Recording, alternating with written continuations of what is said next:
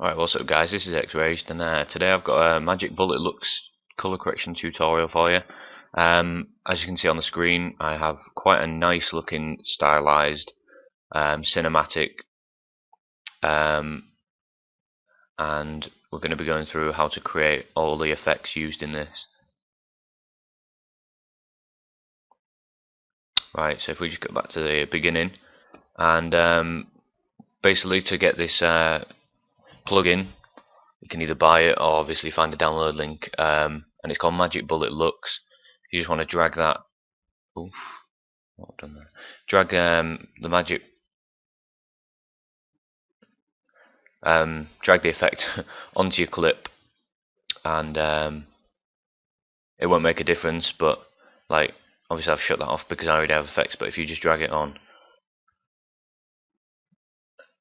it won't make any change to it. So basically, you just want to go into your Magic Bullet Looks thing here and click Edit, and that'll bring up this window called Looks Builder. Now it looks pretty complicated, but it does sit similarly to I'm not gay. Sorry.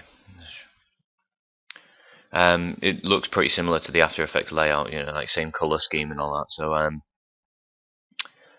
basically, you get two sliders that come out of the side here. On the left are your presets. So these are ones that Magic Bullet, Red Giant, whoever they are, have supplied for you already. There's a few nice ones, but a lot of them are pretty disgusting, especially for Call of Duty editing, and they just won't fit in. They're a bit over the top as well. So we're going to be creating our own, and by doing that,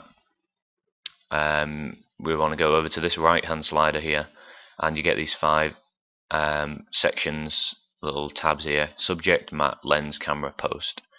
And basically these refer to like real life filmmaking techniques. So subject, that's going to be before you're filming, you know, the thing that's in front of you, the person that you're going to be filming. That's how well you're going to, you know, all the things that they're going to be coloured, lit, time of day, and all that sort of good stuff. So we're going to be looking straight at the post side of things though first, and by doing this, we're just going to go over to the right hand slider, click post, and it brings us up with quite a lot of options here. So the main one that you want to go for is lift gamma grain, which is just there, and basically that brings up these 3 rainbow circles here, and you can just move around this little circle in the middle, and whichever light color you move it towards, it's just going to tint either the highlights, midtones, or low tones to that color. So obviously the first one there, I've got it low in the blue area.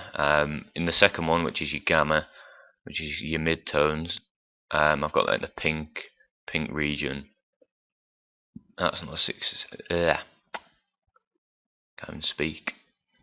Obviously, if you start going like too far in, it's going to make more drastic changes. So you just want to stay around the edges of the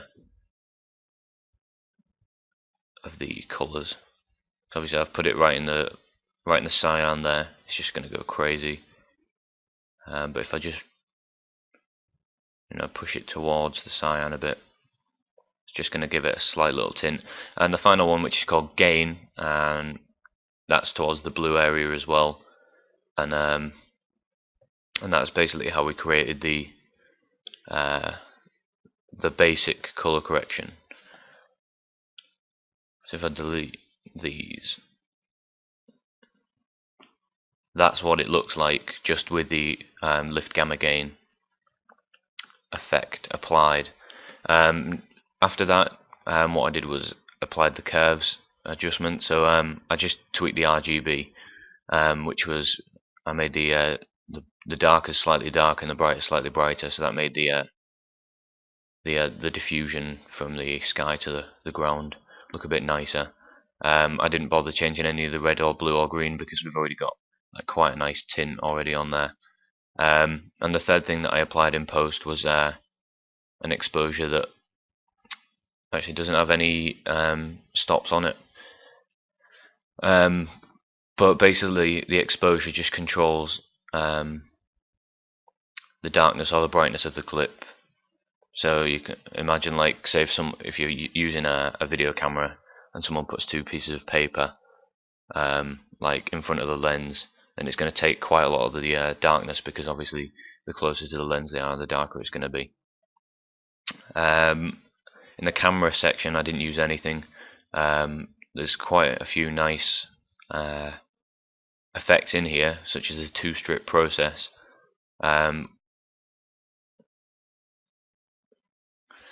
which is kind of like a gradient that goes from like the top right. You can kind of choose the angle of it, but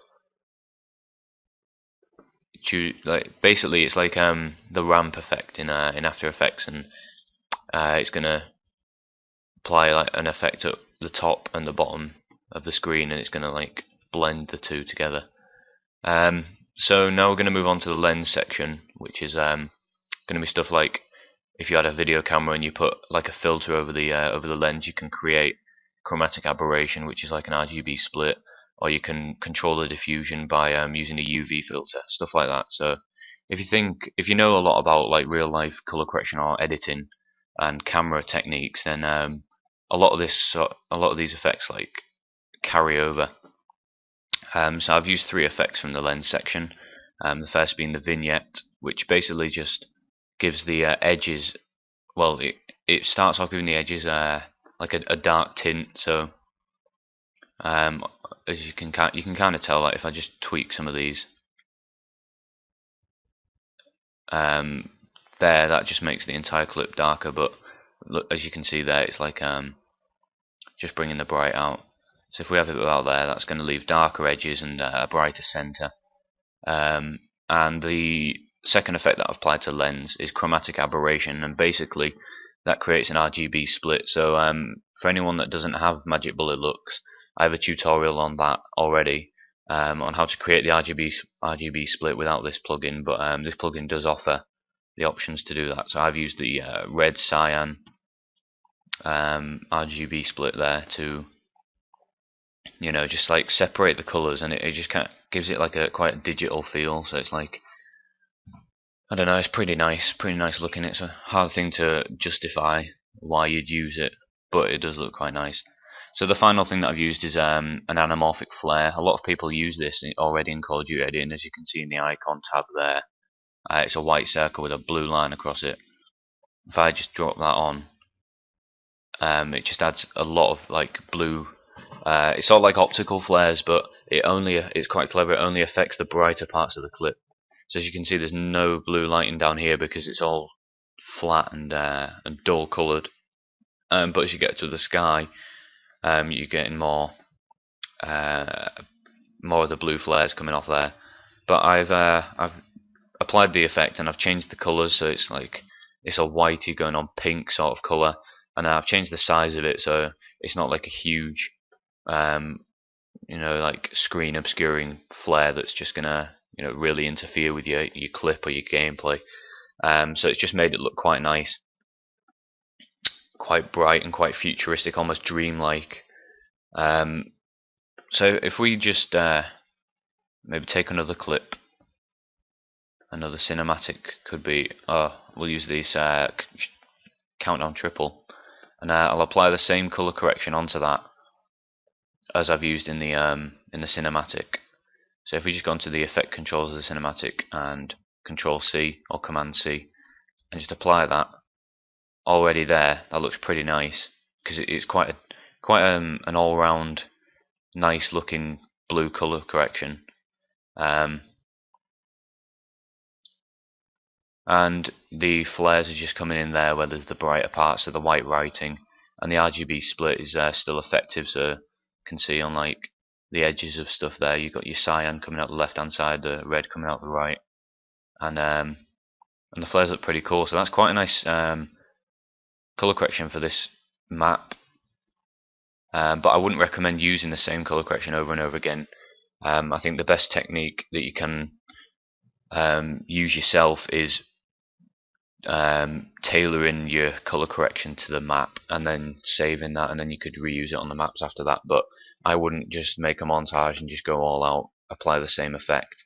And in my opinion, I'd recommend not using RGB split.